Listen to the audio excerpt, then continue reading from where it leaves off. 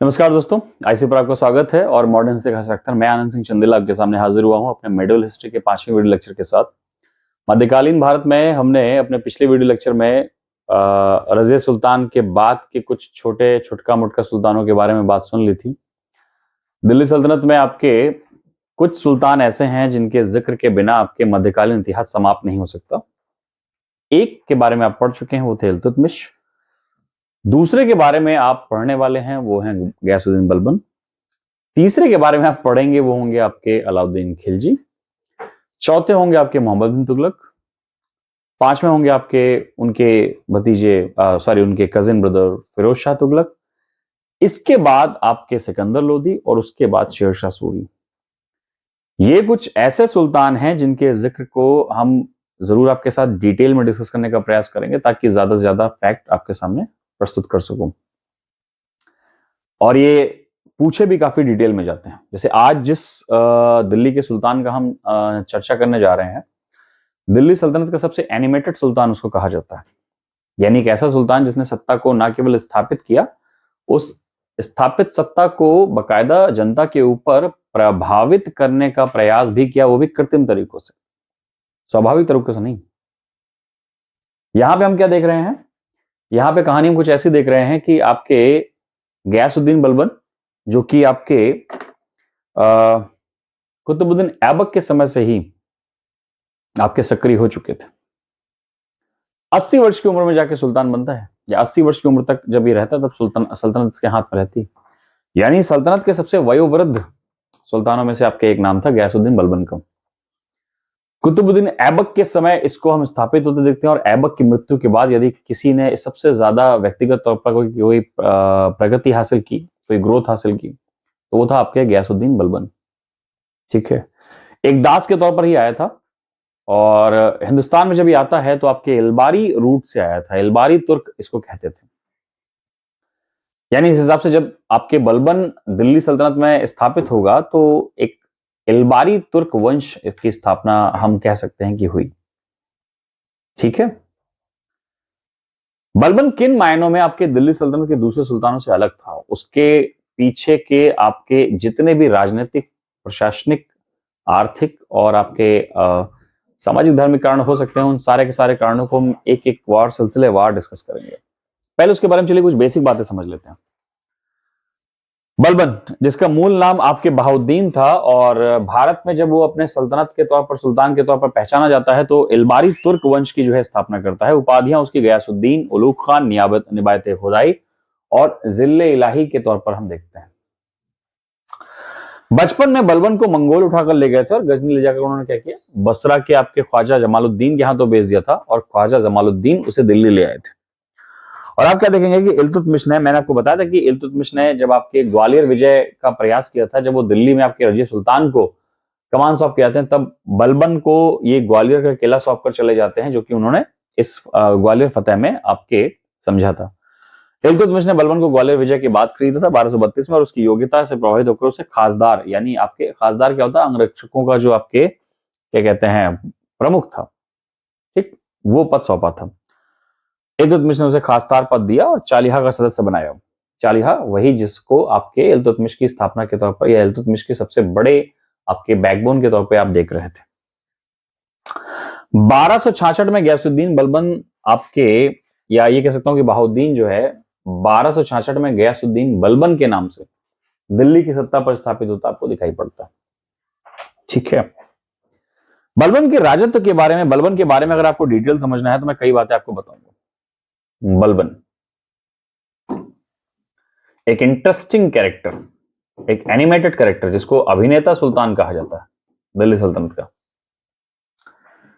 सबसे बलबन का सबसे पहले तो हम देखेंगे कि उसकी आपके राजत्व नीति क्या थी, क्योंकि बलबन पहला सुल्तान था जिसने आपके मंगोल और राजत्व यानी किंगशिप दोनों के विषय पर आपके जो है नीतियां लॉन्च करते दिखाई पड़ता। फिर हम देखेंगे बाबर की, आपके बलबन की मंगोल नीति। ठीक, इसके बाद बंगाल के आपके बलबन के प्रशासनिक सुधार,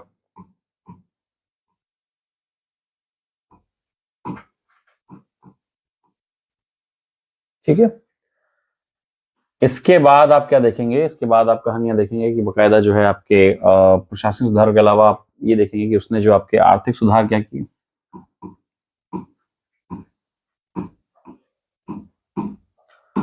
आर्थिक सुधारों के मामले में आपके बलबन बड़े कमजोर नजर आएंगे, और बलबन के बारे में जो आपके जो राजनीतिक उसके एक्शंस रहे हैं, जो उसका राजनीतिक इतिहास रहा है, इन सब दृष्टियों से हम जो है बलबन के बारे में आपको विस्तार से बताने का प्रयास करेंगे। देखिए, बलबन की राजत्व नीति की अगर हम बात करें,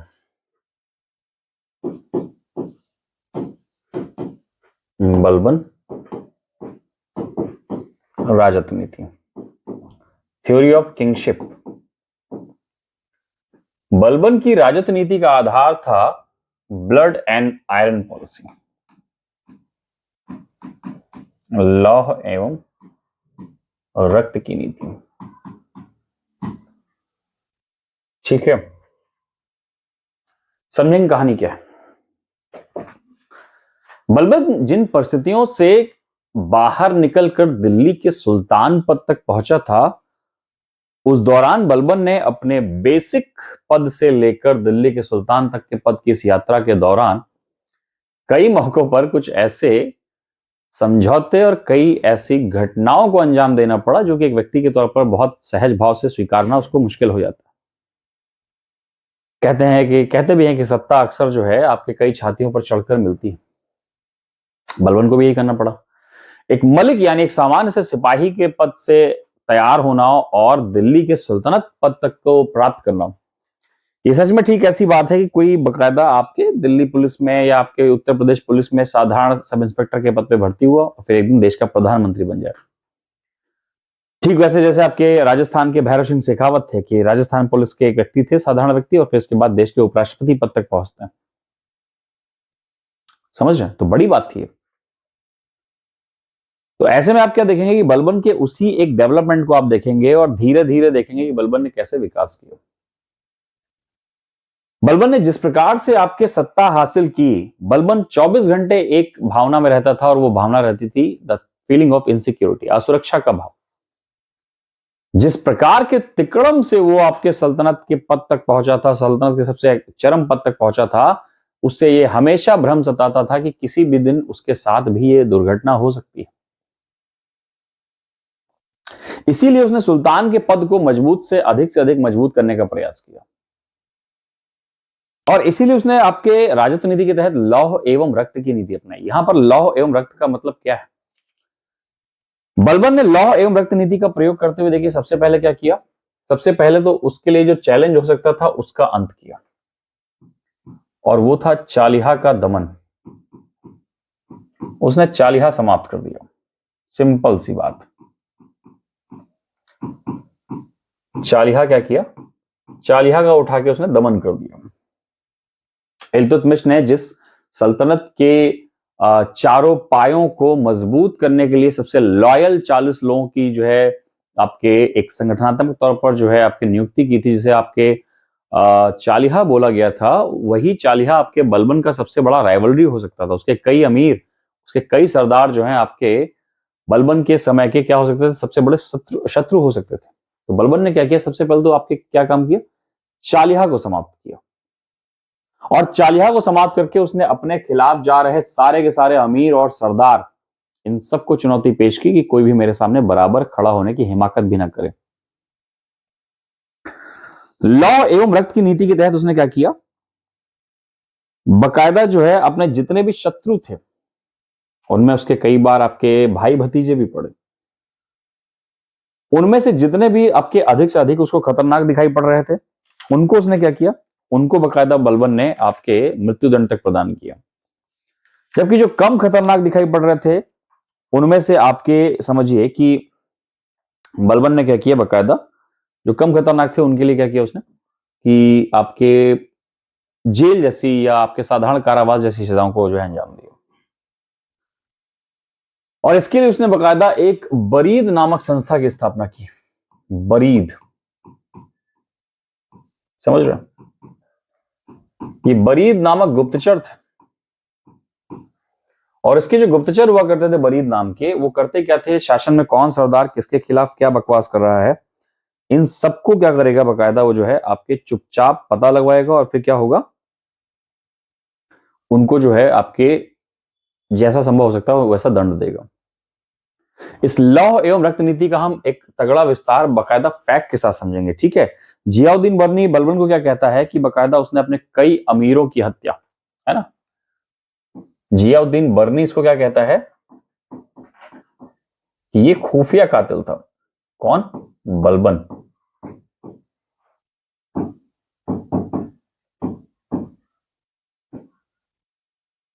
ठीक। इसके तहत बलबन ने क्या किया, कई अमीरों की हत्याएं करवाई। अब यहां अमीर मतलब अमीर रिच नहीं, अमीर मतलब सरदार यानी अधिकारी, अमीरों की हत्या करवाई। ठीक है। कई और नाम मैं आपको बताऊंगा, जैसे शेर खां थे। शेर खां बलबन का आपके चचेरा भाई था, ठीक है कि नहीं। और शेर खां जो आपके बलबन की सेना को, बलबन के सल्तनत को मंगोल आक्रमणों से बचाता था, उसको बकायदा बलबन ने क्या किया, जहर देकर मरवा दिया। तो ये इसकी आपके लौह एवं रक्त नीति का पहला एग्जाम्पल, ये दूसरा एग्जाम्पल आपको दिखाई पड़ रहा है ना। शेर खां को क्या करवाएगा, जहर दिलवाया।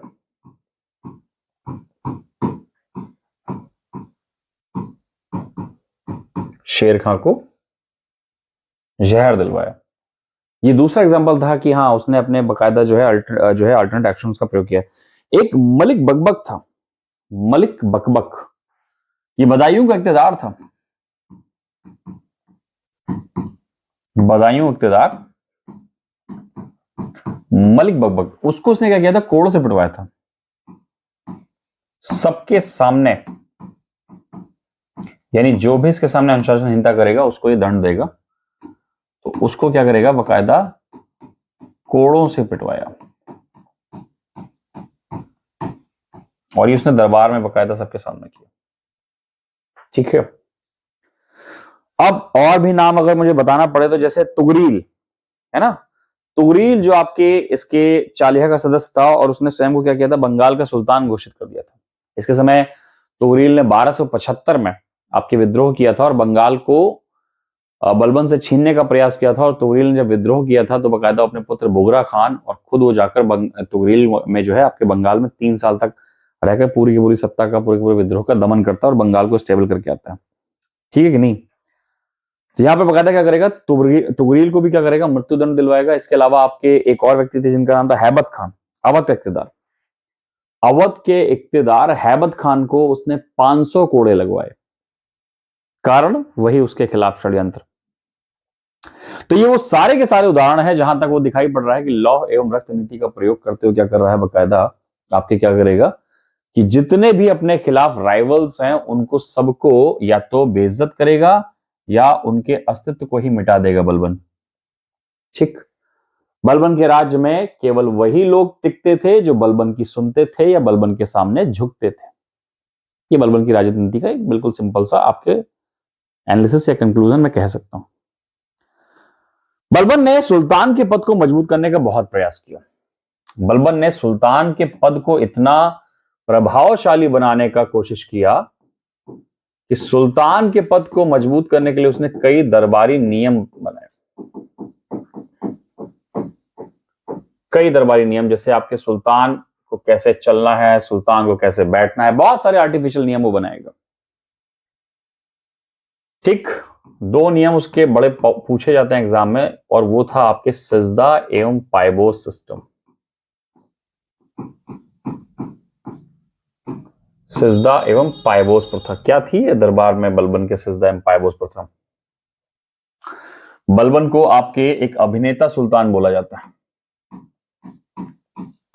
यानी वो सुल्तान था ये बात तो सब तय थे, लेकिन जिस प्रकार से सुल्तान होने का वो अभिनय करता था कि सुल्तान एक बहुत ही महान शख्सियत होता है और सुल्तान के खिलाफ किसी को खड़ा होने की हिमाकत करना भी आपके अल्लाह के खिलाफ जाना है। कुछ इस प्रकार से आपके जब वो एनिमेटेड तरीके से कुछ काम करने का कोशिश करेगा या एनिमेटेड तरीके से सुल्तान के पद को जो है आपके अति पर ले जाएगा, ये कह सकता हूं कि अति महत्वपूर्ण बताने का प्रयास करेगा, उसके नाम पर जब वो कुछ ऐसे एक्शंस लेगा जो उसको एक सुल्तान के तौर पर नहीं, एक अभिनेता सुल्तान के तौर पर स्थापित करते हैं, तभी आपके इतिहासकारों ने क्या एक एक्टर सुल्तान बोला है। कि कौन है जो दिल्ली सल्तनत का एक अभिनेता सुल्तान कहा जाता है, तो बलबन के लिए ऐसा कहा जाता है।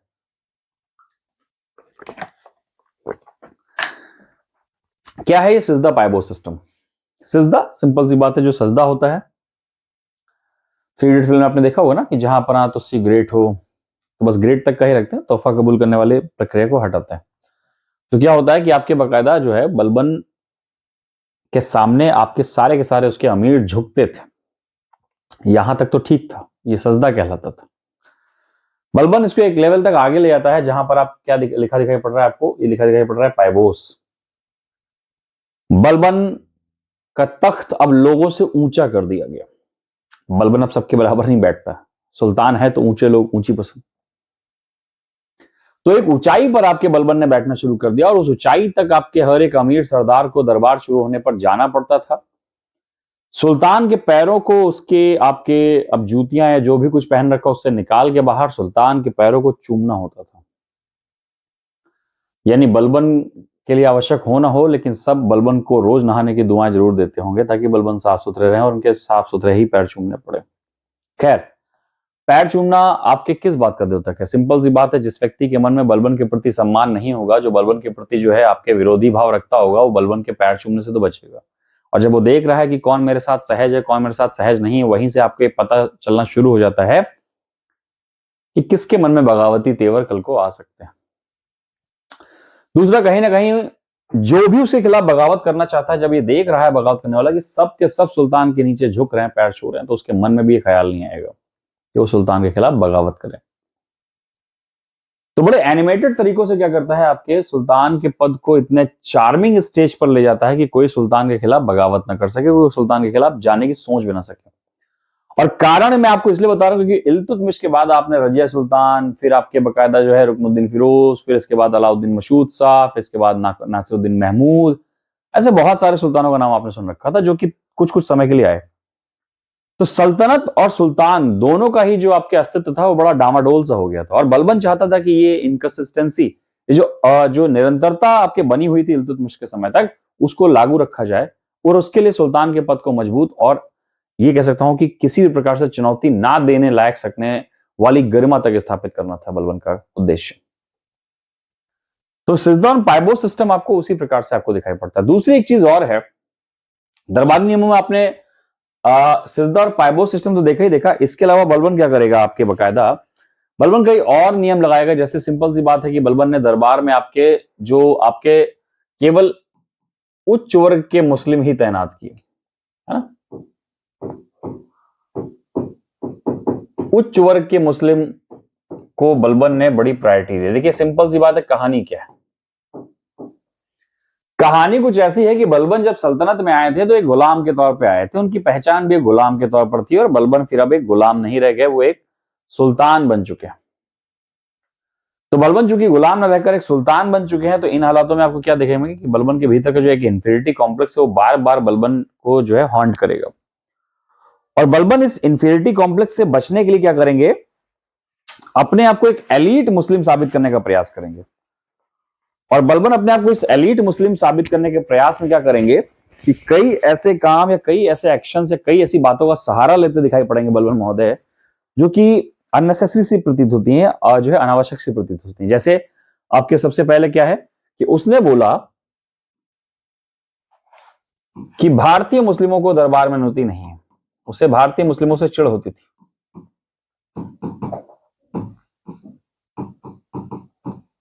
उसने क्या किया, भारतीय मुस्लिमों का पूरी तरह से विरोध किया। दूसरा, केवल उच्च कुल के मुस्लिमों को अपॉइंट किया, केवल उच्च कुल के मुस्लिमों की नियुक्ति। ये सब करके वो समझाना चाहता है कि वो खुद भी उच्च कुल का है, ठीक है, मुस्लिमों की नियुक्ति करने का प्रयास करेगा, ठीक है। तीसरा आप क्या देखेंगे, आपके बकायदा फारसी त्योहार जो एलीट इस्लामी कल्चर में मनाया जाता था, वो फारसी त्योहार था आपके नौरोज।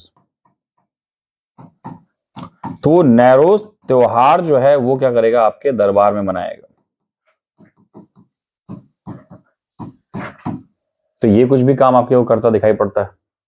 ठीक, इसके अलावा क्या बताएगा, एक ईरानी योद्धा हुआ करता था आफरासियाब, उसकी कहानियां बड़ी आपके पॉपुलर हुआ करती थी। तो ये बताता है कि मैं उसी आफरासियाब का वंशज हूं। स्वयं वो क्या बता रहा है कि वो आफरासियाब की ही फैमिली का वंशज है। यानी किसी भी तौर से बलबन जो है आपके निम्न कुल के मुस्लिम नहीं, वो बड़े एलीट क्लास के मुस्लिम है। ये बलबन को बार बार बताने का प्रयास था। दरबार का गठन जो है उसने वो बकायदा आपके बिल्कुल फारसी स्टाइल में किया। दरबार का जो गठन, उठने बैठने का सबका तरीका बिल्कुल एक पर्शियन स्टाइल में करता दिखाई पड़ रहा है कि नहीं। अब आप ही समझिए कि उसके निजी सेवकों ने उसे कभी भी शाही पोशाक, मोजे व मुकुट के बिना नहीं देखा। बलबन के चेहरे पर लंबी दाढ़ी थी और वो मुकुट इतना ऊंचा पहनता था कि दाढ़ी के अंतिम छोर तक, मुकुट से लेकर आपके दाढ़ी का अंतिम छोर देखें तो लगभग 1 गज का ये गैप आपके दिखाई पड़ता था। बाकायदा आलीशान वस्त्र धारण करना, दरबार चलते समय कोई मुस्कुराएगा नहीं, सुल्तान की तरफ कोई आंख उठाकर नहीं देखेगा। इस प्रकार से उसने बहुत सारे दरबारी नियमों को लागू करके सुल्तान के पद को एक ऐसे पद तक पहुंचाने का या एक ऐसे पद के तौर पर स्थापित करने का प्रयास किया जो कि किसी भी तरह पर चैलेंजेबल ना हो। तो यहीं पर आपके हम क्या करते हैं, बलबन के राजत्व नीति के बारे में जानने का मिलते हैं। चालिया का धन उसने दमन किया, ये सब उसकी राजत्व नीति के तहत आ रहा है। अब दूसरा देखते हैं बलबन के जो प्रशासनिक सुधार थे कि बलबन ने एक राजा के तौर पर प्रशासनिक सुधार क्या किए जो उसको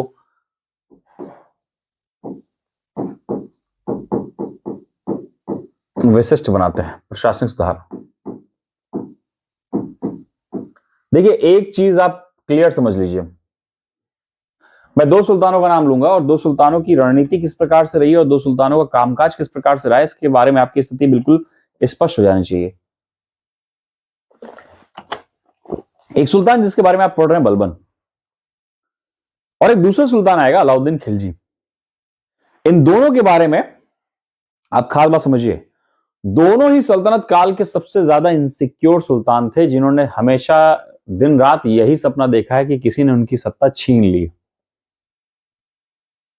दिन रात ये सपना देखा कि सत्ता मिल जाए और उसके बाद सत्ता मिलने के बाद दिन रात यही सपना, ये नाइट मेरे ये दुस्सपना देखा कि कहीं ना कहीं किसी न किसी ने उनकी सत्ता छीन ली है और उन्हीं के तरीकों का प्रयोग करते हुए।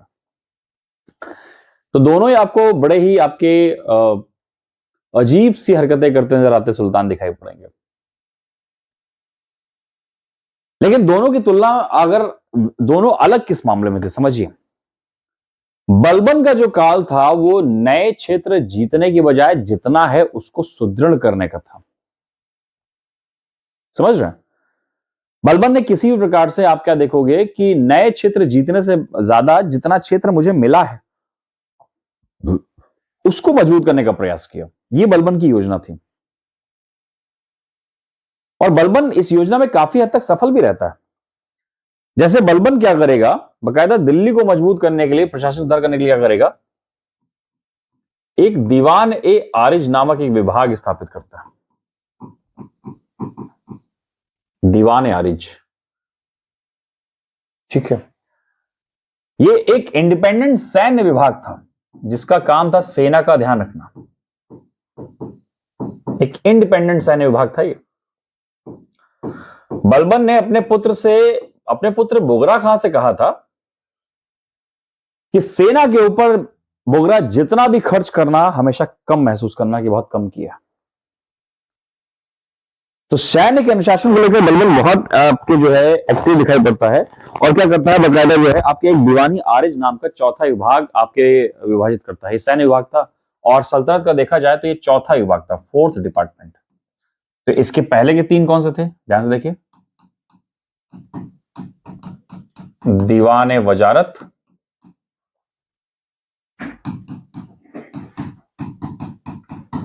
दीवान रसालत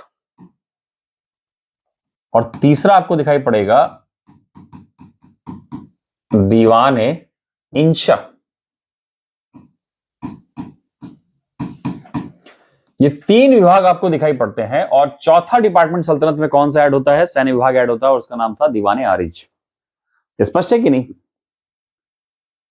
पहला दीवाने आरिज कौन है मालूम है? अमीर खुसरो की परिवार का, ये मान सकते हैं कि अमीर खुसरो का नाना था इमादुल मुल्क रावत। तो पहला आपके दीवाने आरिज कौन था? पहला कौन था? इमादुल मुल्क।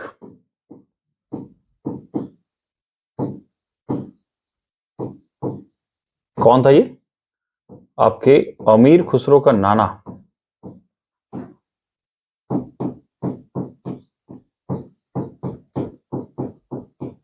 ठीक है। और इसको बकायदा इमादुल मुल्क को क्या कहा जाता था? इमादुल मुल्क को बकायदा जो है आपके रावते अर्ज कहा जाता था। इमादुल मुल्क रावत था और इसको बकायदा क्या कहा जाता था? रावते आरिज।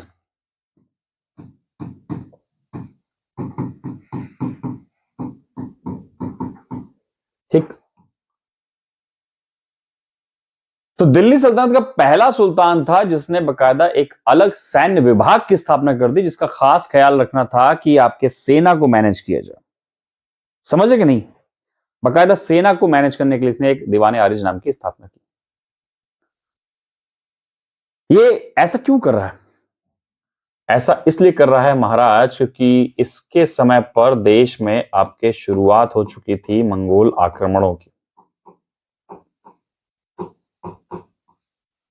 ठीक है कि नहीं? इसका एक बेटा था मोहम्मद शाह, उसकी डेथ हो गई थी आपके। और ऐसा बोला जाता है कि बाद में जब बलबन, एक तो बोगरा खां, वो पहले ही आपके बोगरा खां की मौत झेल चुका था, और जब आपके मोहम्मद की डेथ होती है, जब आपके शाह मोहम्मद उसका एक बेटा था, जब उसकी डेथ होती है तो आप क्या देखेंगे कि उसके बाद वो पुत्र वियोग झेल नहीं पाता। अलाउद्दीन खिलजी, अलाउद्दीन खिलजी भी जब उसके जीवन के अंतिम दिनों में उसकी जब मृत्यु होती है तो उसका ये कहना था या उसका ऐसा मानना था कि उसकी जो पत्नी है और उसका जो बेटा है मुबारक शाह खिलजी उस पर ध्यान नहीं देते। और बलबन की भी मृत्यु, अंतिम मृत्यु इसी आपके तन्हाई में हुई। यानी ऐसे लोग जिन्होंने बकायदा पूरे के पूरे अपनी महत्वाकांक्षाओं में सैकड़ों लाशें बिछाई हों, अंत समय में अपने स्नेह, अपने करीबियों के लिए, उनके स्नेह के लिए, उनके अटेंशन के लिए मरते रहे। सोचने में हैरानी बात है लेकिन सीखने लायक बात है। तो यहां पर दीवाने आरिज को स्थापित करके बकायदा क्या करते हैं, वो सेना में एक डिसिप्लिन लाने की कोशिश करते हैं। अब सेना से जुड़ा अगर प्रश्न कभी पूछ ले जाए तो मैं आपको दो फैक्ट और बता सकता हूं। सबसे पहला व्यक्ति जिसने सेना को क्या कह सकते हैं, जिसने सेना इंट्रोड्यूस की हो, एक सेंट्रल सेना, तो आपने पिछले वीडियो लेक्चर में देखा होगा, वो थे आपके इल्तुतमिश, और उन्होंने जो सेना लॉन्च की थी वो थी हश्म कल्ब। बट आपको मालूम है कि वो परमानेंट सेना नहीं थी। ठीक है, वो एक परमानेंट सेना नहीं थी। वहीं दूसरी तरफ आपके ये व्यक्ति दिखाई पड़ रहे हैं जिन्होंने एक इंडिपेंडेंट सैन्य विभाग की स्थापना की है, जो कि कहलाता है दीवाने आरिज। और अब एक तीसरा व्यक्ति आएगा जिसका नाम था अलाउद्दीन खिलजी, जो आप आगे पढ़ने वाले। वो दिल्ली सल्तनत का पहला ऐसा व्यक्ति था जिसने परमानेंट आर्मी रखी। यानी ऐसा नहीं है कि जब युद्ध का समय आया है इसने सरदारों अमीरों से बोला सैनिक लेकर आओ, सैनिक इकट्ठा हुए, युद्ध लड़ा, खुम्स लूटा गया, यानी युद्ध का धन लूटा गया, सबने लूटा और बकायदा अपने गांव में फिर से किसान बन गए। नो, एक परमानेंट आर्मी। आपकी अपॉइंटमेंट एक सिपाही के तौर पर होगी, आपका निवास स्थान छावनी होगा, आपको साल भर का वेतन प्रदान किया जाएगा। ऐसा एक सिस्टम करने वाला आपके अलाउद्दीन खिलजी दिल्ली सल्तनत का पहला व्यक्ति था। तो यहां पर आपके उसकी शुरुआत, उसके लिए बैकग्राउंड आपके जो है बलबन आपके बनाते दिखाई पड़ रहा है। दूसरे सुल्तान की अगर हम बात करें, आप ये समझिए कि बकायदा वो शिकार खेलने के लिए, जब आप अक्सर दिल्ली के बाहर शिकार खेलने के लिए जब जाता था तो उसका बेसिक इंटेंशन रहता था कि सेना को बकायदा अपग्रेड किया जाए। दूसरा, उसने प्रशासन में कई परिवर्तन किए। जैसे 1279 में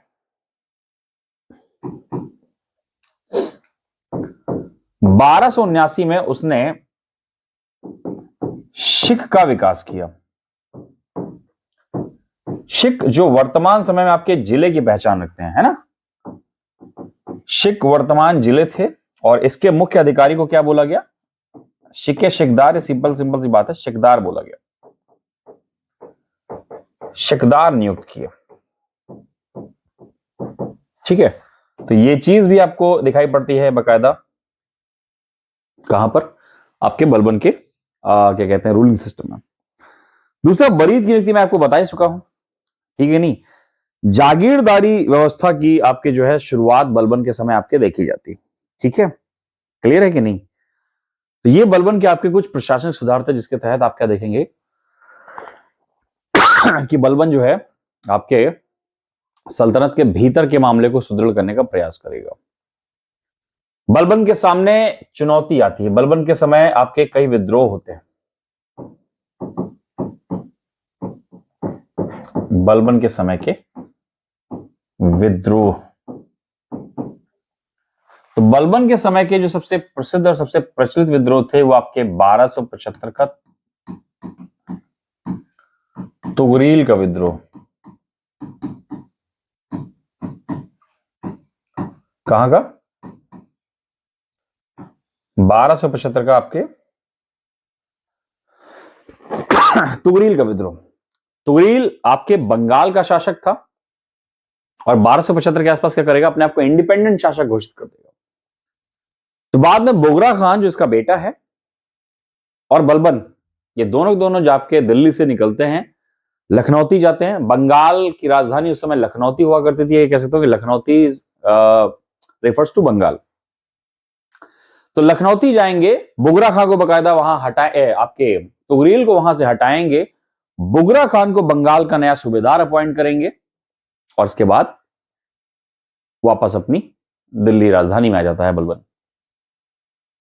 ठीक है, बलबन के सामने आपके एक और चुनौती देखने को मिलती है। बलबन के सामने सबसे पहले जो है मंगोल आक्रमणों की समस्या भी एक प्रमुख आक्रमण निकल की समस्या थी, मंगोल आक्रमणों की समस्या। मंगोल आक्रमण की समस्या, ठीक है। मंगोल तुर्कों ने लगातार क्या किया था, आपके इल्तुतमिश के समय चंगेज खान ने तो आक्रमण नहीं किया था, लेकिन बलबन के समय में आपके लगातार जो है आपके आक्रमण होना शुरू हो चुके थे। अगर आपको याद हो तो इल्तुतमिश की डेथ भी आपके बामियान अफगानिस्तान में एक तुर्क मंगोल के ही आक्रमण को चुनौती देने के जाने के दौरान हुई थी, कुआन आगताई। ठीक, उसके बाद से लगातार जो है बलबन के समय से, अलाउद्दीन के समय तो इन हमलों की संख्या बढ़ जाती है। दिल्ली सल्तनत का वो सुल्तान जिसके समय सर्वाधिक मंगोल आक्रमण हुए तो आपके अलाउद्दीन खिलजी था, इसके समय में 6 अटैक होते हैं। इसके समय में भी आपके 2 से 3 अटैक देखे जाते हैं। तो मंगोल आक्रमण की समस्या निपटाने के लिए इसने क्या किया, सबसे पहली बात तो 2 काम किए इसने। मंगोल नीति क्या लॉन्च की? मंगोल नीति। दिल्ली का पहला सुल्तान जिसने मंगोल नीति जारी की है और दिल्ली का दूसरा सुल्तान जिसने मंगोल नीति को आगे बढ़ाया वो था अलाउद्दीन खिलजी। मंगोल नीति इसकी जो आधारित थी वो आधारित थी आपके शक्ति एवं कूटनीति के आधार पर। शक्ति एवं कूटनीति, जहां ठीक लगा इसने आक्रमण किया और जहां ठीक लगा समझौता किया। इसका सिंपल सा मतलब था कि मंगोल आक्रमण को ऐसे समझना। कुछ संरचनात्मक सुधार इसने किए। कैसे?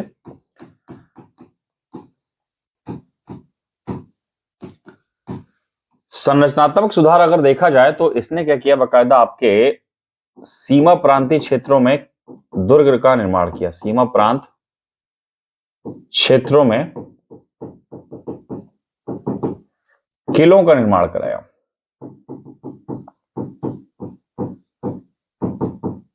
किलों का निर्माण कराया। जैसे एक प्रसिद्ध किला आपने सुना होगा, किलोखरी का किला। कौन सा? किलोखरी का किला। ठीक है, और इस किलोखरी के किले को उसने किसको सौंप रखा था? इस किलोखरी के किले को उसने सौंप रखा था जलालुद्दीन खिलजी को। किसको?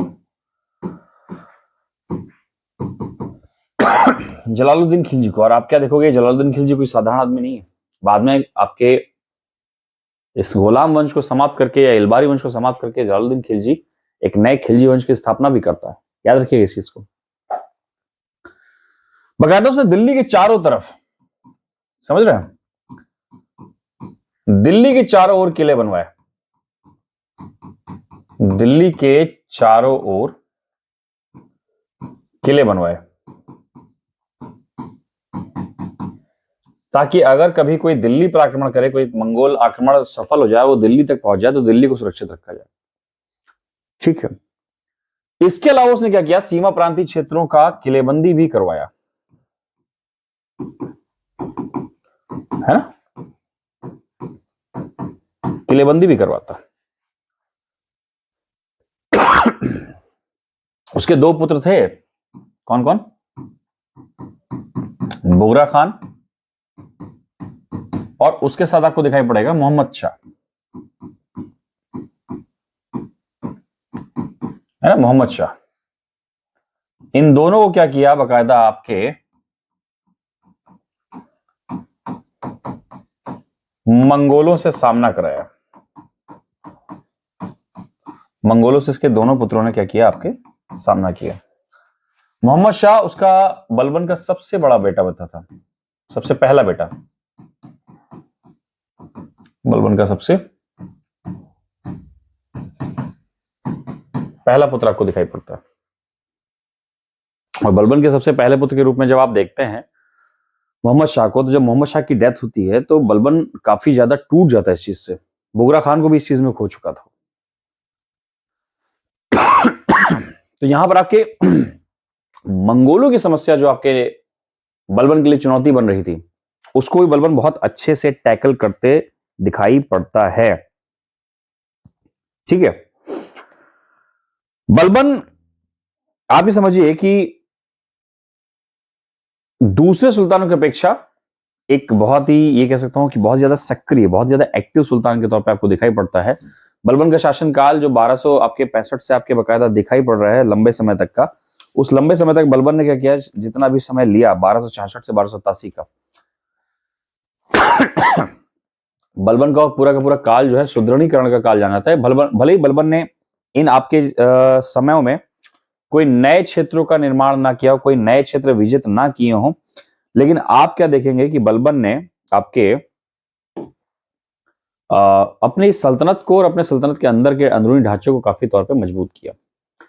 1287 में जब बलबन की मृत्यु होती है, तो मृत्यु के समय आप ये समझिए कई लोग जो है बलबन की मृत्यु पे बकायदा, कई अमीर जो है उसके अपने कुर्ते फाड़ देते हैं, बकायदा अपने चेहरे पे धूल डालते हैं, बालों में धूल डालते हैं। यानी जब वो गया तो डेफिनेटली लोगों को खला कि बलबन की मृत्यु हो गई। लेकिन के ए निजामी जो आपके इतिहासकार हैं, के ए निजामी, वो उसे अभिनेताओं का अभिनेता कहते हैं कि बलबन जिस प्रकार से आपके अभिनय करता नजर आता है, वैसा दिल्ली के किसी दूसरे सुल्तान में वो हरकत नहीं देखी गई। ये बात आप समझिए।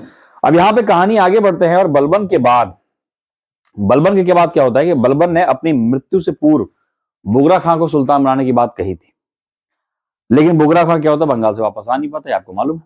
और जब वो बुगरा खां बंगाल से वापस नहीं आता है, तो मोहम्मद खां जो उसका सबसे बड़ा बेटा था, उसके पुत्र कै खुसरो को उसने अपना उत्तराधिकारी बनाया, है कि नहीं।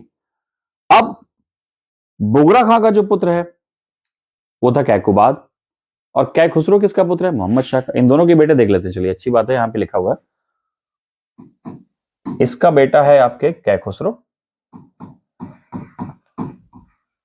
और बुगरा खां का पुत्र है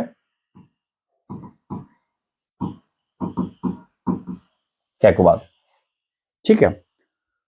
तो कै खुसरो और कैकुबाद के बीच में क्या होता है, बकायदा आपके उत्तराधिकार का युद्ध होता है, और इसमें आपके क्या दिखाई पड़ता है कि बुगरा खां के पुत्र कैकुबाद के हाथों कै खुसरो को जो है मंडोली में मरवा दिया जाता है। और इस प्रकार से आप क्या देखोगे कि कै खुसरो की हत्या होती है, और कैकुबाद जो है आपके क्या बनता है, अगला सुल्तान बनता है। ये क्या बनता है, आपके अगला सुल्तान बनता है। ठीक है। कैकुबाद का शासनकाल केवल आप एक चीज के लिए समझिए कि कैकुबाद का जो शासन है वो आपके बुगरा खान, इनके जो पिता थे, उनको सल्तनत से बहुत अधिक लाभ या बहुत अधिक जो है मुनाफे की कोई बात नहीं होती थी। ये आप समझिए कि जब दिल्ली सल्तनत में आपके कैकुबाद बैठा था, तो एक बार जब क्या होता है कि बुगरा खान आता है, इसके सामने बकायदा वो सिजदा और पायबोज करता है, तो फिर ये गद्दी छोड़ देता है अपनी। बाकायदा इसने लस्ट एंड लग्जरी में अपना पूरा जीवन बिताया। कैकुबात का पूरा जीवन जो है आपके सिर्फ और सिर्फ लस्ट एंड लग्जरी में बीता है। यमुना के किनारे बाकायदा आपके कई एक जो है एक महल का निर्माण कराया है और कैकुबात को दिन रात सिर्फ और सिर्फ स्त्री शैया, ये कह सकता हूं कि स्त्रियों के साथ जो है आपको इसको देखा गया। इतना ज्यादा लस्ट एंड लग्जरी से भर गया था कैकुबात कि पूरा का पूरा दिल्ली सल्तनत का एक एक आदमी इसके ऊपर थू करना शुरू कर चुका था। सुबह से शाम इसको केवल एक ही जो है आपके क्या कहते हैं एक मानसिक विकृति दिखाई पड़ती थी कि बस शराब और शबाब में डूबे रहना। शबाब मतलब सौंदर्य, बड़े बड़े बज नहीं पाते कौन चीज है। तो यहां पे आपके कैकुबात महोदय जो है वो आपके कैसे दिखाई पड़ेंगे, वो कैकुबात महोदय जो है पूरी तरह से सत्ता चौपट करने के लिए तैयार रहेंगे। ऐसे में होता क्या है कि कैकुबात को मार जाता है लकवा। क्या होता है? कैकुबात को मार जाता है लकवा। और जब कैकुबात को आपके क्या होता है लकवा मार जाता है, तो ऐसे में क्या होता है कि विकृत सुल्तानों को कभी आपके सत्ता में बैठने का जो है लाभ बहुत कम मिलता है। ऐसा बोला जाता है कि सुल्तान विकृत नहीं होना चाहिए, अपंग नहीं होना चाहिए, अपाहिज नहीं होना चाहिए, उससे सुल्तान पद की गरिमा कमजोर पड़ती। तो ऐसे में आप क्या देखेंगे कि बकायदा बलबन जो है वो माफ करिएगा, ये जो कैकुबात महोदय हैं क्या करेंगे, अपने 2.5 वर्ष के बेटे कयूमर्स को सुल्तान बना देंगे। और इसी बीच आपके किलोखरी से एक लड़का जो है एंट्री मार रहा है और उसका नाम है, लड़का तो नहीं, उस समय बहुत मैच्योर एज के थे, और वो था एक व्यक्ति जो मंगोलों से आपके बलबन की रक्षा करने में सबसे ट्रम्प कार्ड था उसका, और ये जलालुद्दीन खिलजी है जो कि आपके दिल्ली सल्तनत में बैठा है। ठीक है कि नहीं? जलालुद्दीन फिरोज खिलजी जो था, आप ये समझिए कि इसको आरजे मुमालिक का पद दिया गया था। आरजे मुमालिक मतलब बलबन के बाद दूसरा, या बलबन का सबसे महत्वपूर्ण आदमी। उत्तरी पश्चिमी सीमा प्रांत में आपके जलालुद्दीन खिलजी को जो है आपके क्या किया गया था, मंगोलों के आक्रमणों से बचाने के लिए अपॉइंट किया गया था। बाद में क्या करता है, बकायदा मलिक कच्चन और सुरखा फिरोज खिलजी को मारने की योजना बनाते हैं। जरूरी आपके जो है क्या कहते हैं आपके जलालुद्दीन फिरोज खिलजी को मारने की योजना बनाएंगे, लेकिन उसके पहले खिलजी ने प्लान कर रखा था कि अब दिल्ली सल्तनत को तो जो है किसी कयूमर्स के 2.5 वर्ष के कयूमर्स के हाथ तो नहीं हम सौंप सकते, ना ही एक अपंग कैकुबात के हाथ सौंपी जा सकता है। तो यहां पे जलालुद्दीन आपके जो व्यक्ति हैं, इन्होंने क्या किया, कैकुबात को बकायदा चादर में लपेटा, क्योंकि आप क्या समझेंगे, फिरोज खिलजी का एक समर्थक था तरकेश। किसका? फिरोज, जलालुद्दीन फिरोज खिलजी का एक समर्थक था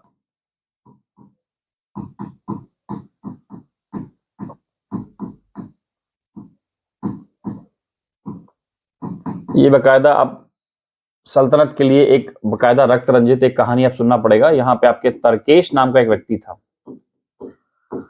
उसने क्या किया, ये जो लकवाग्रस्त कैकुबाद है इनको क्या किया, चादर में लपेट के यमुना में बहा दिया। चादर में लपेट कर क्या किया, बकायदा यमुना में बहा दिया। ठीक है। अब कयूमर्स से क्या किया गया, कयूमर्स को बकायदा जो है आपके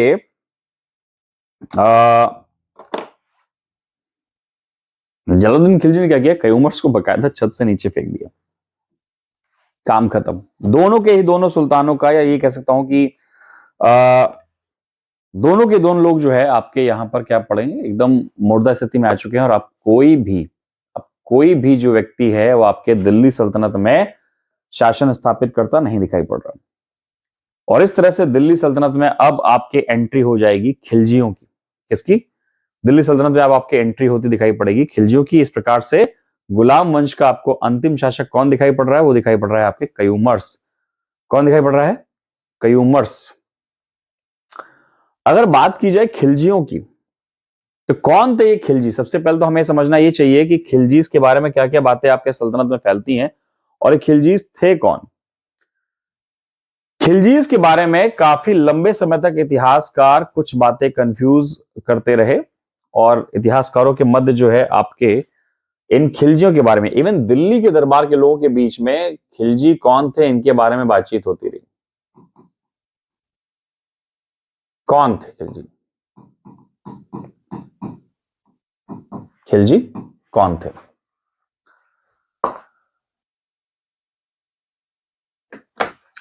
जब आपके बलबन ने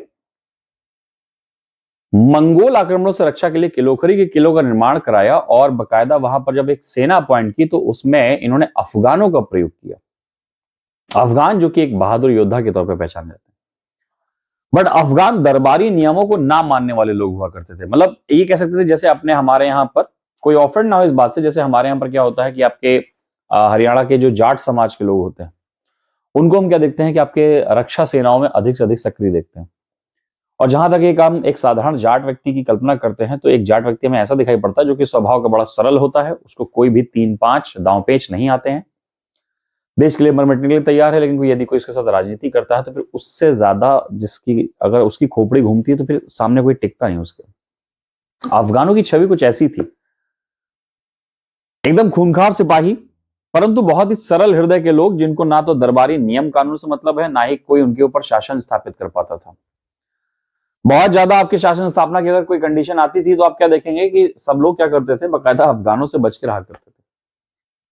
तो बलबन ने ऐसे ही अफगानों की नियुक्ति की थी आपके दरबार में, उसके सॉरी माफ करिएगा, मंगोलों से आक्रमण के लिए आपके उत्तरी पश्चिमी सीमा प्रांत में, और उनका कमांडर आपके खिलजी को बनाया, जलालुद्दीन फिरोज खिलजी को। तो दिल्ली के लोगों में सबसे पहली बात तो भ्रांति ये थी कि ये एक अफगानी है। क्या है? ये एक अफगानी है, और अफगानी का मतलब है, सिंपल सी बात है, असभ्य लोग। और कोई असभ्य व्यक्ति दिल्ली के सुल्तान पद पर ना तो बैठ सकता है ना बैठने दिया जाएगा। फिर बाद में बकायदा जो है आपके अलाउद्दीन खिलजी या जलालुद्दीन खिलजी क्लियर करता है कि भैया देखो ऐसा है कि मैं अफगानिस्तान की जो हेलमंड नदी है ना, उस हेलमंड नदी की जो घाटी है वहां पे रहने वाले लोगों को खलजी कहा जाता है। वहां पे रहने वाले लोगों को क्या कहा जाता है? खलजी कहा जाता है। और हम कोई और नहीं है, हम भले ही इलबारी नहीं है पर हम क्या है, हम भी तुर्क हैं। तो इस प्रकार से हम बकायदा पूरी तरह से एक काबिलियत रखते हैं कि नहीं हम दिल्ली के सुल्तान बन सकते हैं। बात ठीक है कि नहीं? यहाँ पे दिल्ली सल्तनत के लिए बकायदा एक पहला जो चैलेंज आया, तो इसीलिए आपके जब दिल्ली सल्तनत में ये कह सकता हूं कि लोअर तुर्क आए या आपके साधारण तुर्क वर्ग आए, तो भले अफगानी ना आए लेकिन इसको चूंकि लोअर क्वालिटी के मुस्लिम्स आ रहे हैं, ये कह सकता हूं कि लोअर निचले तबके के मुस्लिम्स आपको दिखाई पड़ रहे हैं, इसीलिए इसको कहा जाता है खलजी क्रांति। क्या कहा जाता है? खलजी क्रांति। यानी जहां पर आपके कोई एलिट क्लास के तुर्क नहीं, आपके मध्यम वर्गीय या मध्यम वर्ग से नीचे वर्ग के जो आपके जो तुर्क सिपाही माने जाते हैं, उन्हीं में से एक व्यक्ति जलालुद्दीन फिरोज खिलजी जो है वो आपके दिल्ली की सल्तनत को हासिल कर लेता है। खिलजियों का जो शासन है उसमें आपके क्या दिखाई पड़ेगा कि सुलह कुल मतलब यहां पर ये सुलह कुल का ये मतलब सबके साथ खिलजी का जो शासन है, इसमें एक चीज आपको ये दिखाई पड़ेगी कि जो बाकी दिल्ली सल्तनत के जो अमीर हैं, जो सरदार हैं, उनके साथ जलालुद्दीन जो फिरोज खिलजी है वो सहयोग की भावना के साथ काम करेगा। जलालुद्दीन फिरोज खिलजी जो है वो आपके बलबन के साथ भी काम कर चुका था, वो बलबन के साथ भी काम कर चुका था। और ना केवल जलालुद्दीन फिरोज खिलजी, इसका भाई शिहाबुद्दीन फिरोज खिलजी और इसका भतीजा अली गुरशब, जिसे बाद में आप अलाउद्दीन खिलजी के नाम से पढ़ने वाले हैं, ये सब के सब आपके जो है किसके, बलबन की सेना में बकायदा आपके मंगोल आक्रमण से बचाने के लिए एक निर्णायक भूमिका निभाने वाले सिपाही के तौर पर अपनी भूमिका का निर्वहन कर रहे थे। ठीक है। तो बाद में जब ये सत्ता नशीन होते हैं तो इनको अपने सरदारों के अमीरों की जो है मदद की आवश्यकता होती है। आप ये समझिए कि ये तुर्क होना या तुर्क ना होना दिल्ली के किले में इतना महत्वपूर्ण था कि इसने अपना राज्याभिषेक भी जो है आपके कहा दिल्ली में नहीं कराया, इसने अपना राज्याभिषेक उस समय वहीं किलोखरी में करवाया। समझ रहे हैं? बाद में जब दिल्ली आता है तब अपना दिल्ली में क्या करता है, बकायदा राज्याभिषेक करवाता है। 1290 में इसकी सत्ता स्थापित हो जाती है और तब से दिल्ली में आपके खिलजियों का रूल शुरू होता है। दिल्ली में किसका रूल शुरू होता है? आपके खिलजियों का। इसी कारण आपके मैं क्या बता रहा हूं कि ये बकायदा आपकी जो है खिलजी क्रांति जो है आपके यहां पर दिखाई पड़ता है। अब खिलजियों की खास बात क्या थी? खिलजियों की खास बात यह थी कि भैया ऐसा है, इन्होंने क्या किया, बकायदा निम्न वर्ग के जितने मुस्लिम हैं, जो इंडियन मुस्लिम्स हैं, उनको खिलजियों ने सपोर्ट करना शुरू किया। खुद भी आपके एलिट तुर्क नहीं थे, तो इन्होंने क्या किया कि जैसे सत्ता में आपके खिलजीज आते हैं, क्या करेंगे, जो आपके इंडियन मुस्लिम्स हैं उनका महत्व बढ़ जाएगा और वो इंडियन मुस्लिम्स को लगातार पद मिलना प्रारंभ होते हैं। हालांकि अलाउद्दीन खिलजी इन सब मामलों में थोड़ा सा जो है आपके बहुत अच्छा साबित नहीं होता है, वो अपनी पॉलिसी बदल देगा, वो इंडियन मुस्लिम्स को बहुत ज्यादा सपोर्ट नहीं करेगा। दूसरी एक चीज ये है कि आपके खिलजियों ने ना तो पूछा जनता से कि तुम हमें सुल्तान के तौर पर देखना चाहते हो कि नहीं, ना उन्होंने पूछा अमीरों से कि तुम हमें सुल्तान देखना चाहते हो कि नहीं, और ना ही उन्होंने किसी खलीफा या आपके उलेमाओं से कोई सलाह ली। अलाउद्दीन खिलजी ऐसा पहला व्यक्ति था जिसने कोई खुतबा उतबा नहीं पढ़ाया, जिसने खलीफा से कोई अनुमति प्राप्त नहीं लिया, कोई मंसूर प्राप्त नहीं किया। मंसूर यानी खलीफा से अपनी सत्ता का लीगल एग्रीमेंट।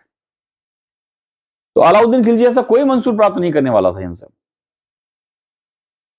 तो ये एक परिवर्तन जो है आपके खिलजीज को सल्तनत के तौर पर आपके दिखाई पड़ेगा। ठीक है, क्लियर है कि नहीं? अब यहां पे सबसे पहले जो व्यक्ति आपको दिखाई पड़ते हैं वो कौन दिखाई पड़ते हैं? सबसे पहले आपके जो खिलजी दिखाई पड़ते हैं वो आपके दिखाई पड़ते हैं जलालुद्दीन फिरोज खिलजी। गुलाम वंश के शासन को समाप्त कर 13 जून 1290 को जलालुद्दीन फिरोज खिलजी ने क्या किया, बकायदा खिलजी वंश की नींव रखी।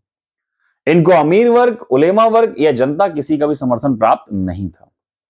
मामेलुक अथवा गुलाम वंश के अंतिम सुल्तान शमशुद्दीन कयूमर्स की हत्या कर जलालुद्दीन ने कैकुबाद द्वारा निर्मित किलोखरी के किले में स्वयं को सुल्तान घोषित कर दिया और जलालुद्दीन खिलजी ने किलोखरी को ही अपने स्टार्टिंग इनिशियल डेज में क्या है, राजधानी बनाया। जलालुद्दीन फिरोज खिलजी ने उदार धार्मिक नीति अपनाई और उसने घोषणा किया कि शासन का आधार शासितों की इच्छा होनी चाहिए, ना कि धार्मिक प्रौढ़ता। और ऐसी घोषणा करने वाला भी ये आपके पहला शासक था। इसी का भतीजा जब अलाउद्दीन आएगा तो उसने बोला कि देखिए सुनिए, ना मैं रोजा करता हूं, ना मैं नमाज करता हूं, लेकिन मुझे विश्वास है कि मैं एक अच्छा मुसलमान हूं। और दूसरी एक बात ये कि कुरान की कोई भी आयत अलाउद्दीन खिलजी के शासन में कोई बंधन नहीं बननी चाहिए। यानी अलाउद्दीन खिलजी ऐसा पहला व्यक्ति था जिसने धर्म को शासन से बिल्कुल अलग रखा। आप समझिए इस बात को, ये अलाउद्दीन खिलजी है, ये वो अलाउद्दीन खिलजी कर रहा है जिसके बारे में कहा जाता था कि वो शिक्षित नहीं है। उसने फारसी भी केवल इसलिए सीख रखी थी ताकि जो आपके बरीद और मुनिया जैसे गुप्तचर उसके अधिकारियों के खिलाफ जो रिपोर्ट लेकर आ रहे हैं उसकी जानकारी उसको हो सके। तो अलाउद्दीन आपको या ये जो खिलजीज हैं आपको बिल्कुल डिफरेंट आपके नजर आते दिखाई पड़ेंगे। ठीक है, जलालुद्दीन फिरोज खिलजी के बारे में वैसे तो कुछ बातें खास आपको नहीं दिखाई पड़ेगा। हाँ, हालांकि बस एक चीज दिखाई पड़ती है कि 1290 91 92 में सुल्तान ने एक ईरानी संत सीदी मौला को सुल्तान की आलोचना करने पर मृत्युदंड दे दिया था। ये उसके कार्यकाल का एकमात्र ब्लंड था, एकमात्र धब्बा था जिसके बारे में हम बातचीत कर सकते हैं। ठीक है, इसके बाद जब आपके जलालुद्दीन फिरोज खिलजी, इनकी मृत्यु कैसे होती है उसकी कहानी बड़ी इंटरेस्टिंग है। 1296 में आपके जो है अलाउद्दीन खिलजी, जिसका भतीजा था और जो दामाद भी था, देखिए आपके यहां पर जलालुद्दीन खिलजी दिखाई पड़ रहे हैं।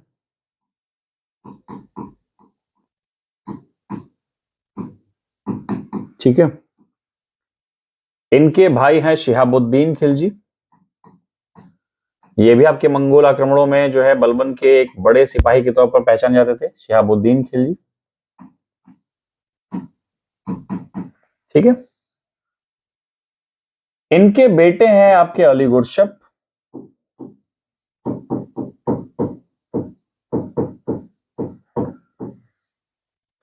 तो अली गुरशप से संबंध जलालुद्दीन का क्या हुआ कि अली गुरशप इनका भतीजा था, और अली गुरशप ही बाद में क्या कहलाता है, अलाउद्दीन खिलजी। क्या कहलाता है, अलाउद्दीन खिलजी।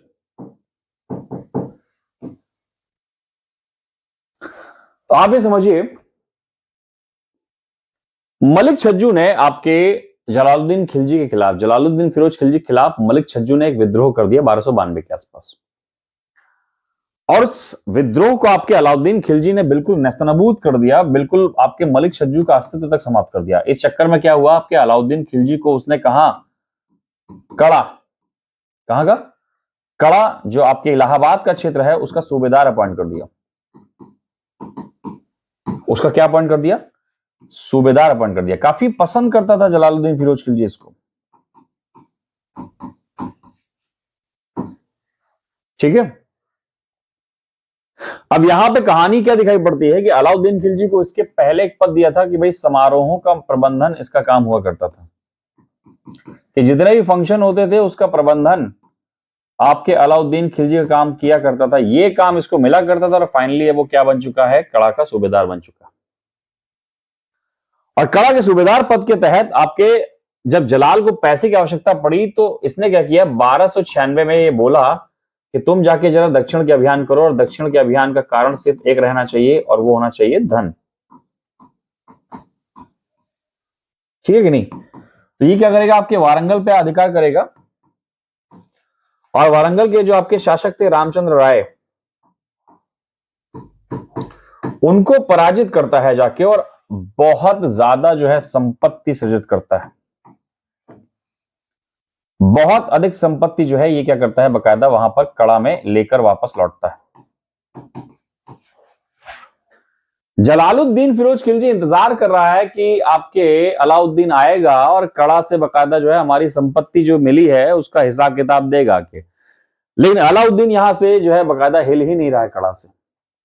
ऐसे में जलाल के खिलाफ उसकी बीवी, ठीक है, उसको भर देगी कि कहीं ना कहीं तुमने अलाउद्दीन पे भरोसा करके गलती किया। अलाउद्दीन बगावत के इंटेंशन में दिखाई दे रहा है, बगावत के मूड में दिखाई दे रहा है। तो अब यहां पर जलालुद्दीन खिलजी बहकावे में आ जाते हैं, कहीं ना कहीं आपके अलाउद्दीन खिलजी की तरफ से भी गलतियां हो रही थी।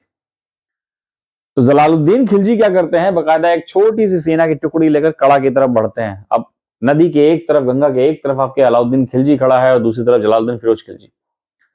जब वो सेना का आकार देखता है तो वो डर जाता है अलाउद्दीन खिलजी, और वहां पर बकायदा जो है एक चपलता, एक जो है एक लोमड़ी की भांति अलाउद्दीन खिलजी एक संदेश भिजवाता है अपने एक गुलाम से कि मुझे अपनी गलती का एहसास हो गया है चचा जान, आपको जितना पैसा चाहिए आप ले लीजिए, बस मेरी जान मत लीजिए, और मैं आपका गुलाम बन के रहूंगा हमेशा।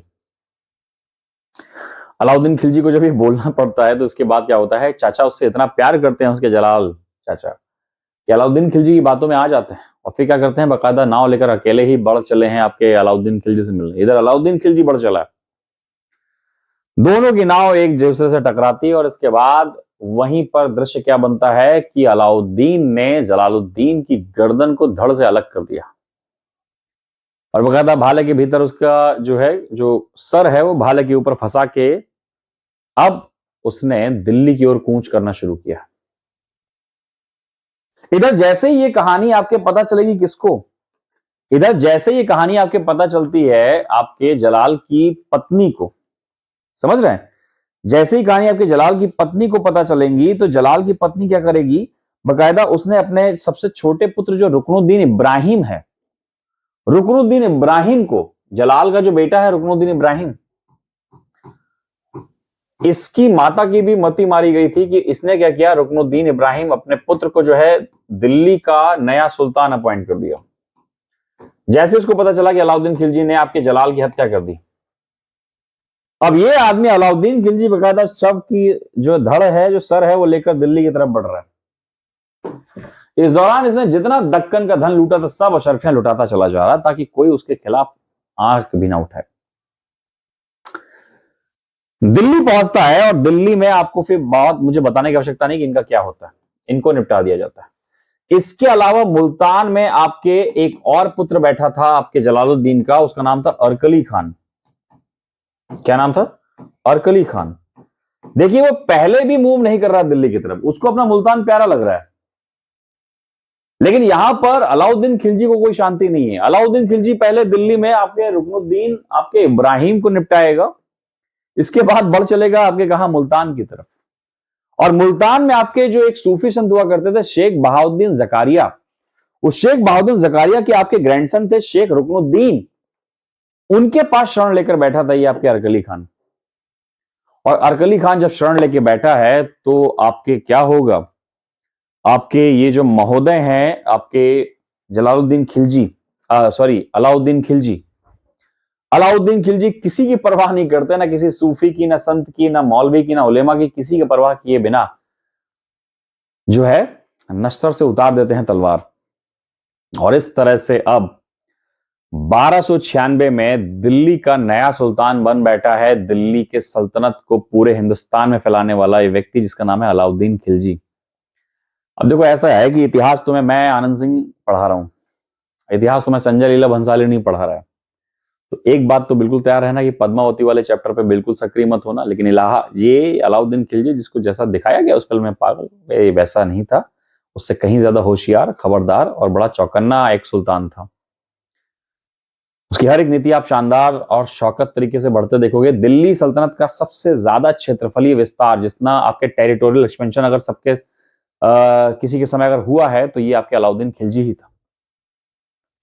क्या थी इसकी बाजार नीति, क्या थी इसकी मंगोल नीति, क्या था इसका आपके प्रशासन का या शासन करने का तरीका, इसको बकायदा हम एक सेपरेट अलाउद्दीन खिलजी के बैच में पढ़ेंगे, लेक्चर में पढ़ेंगे। तो आज के लिए इतना ही रखते हैं, अपनी नेक्स्ट क्लास होगी आपके अलाउद्दीन खिलजी पर। जय हिंद क्लास।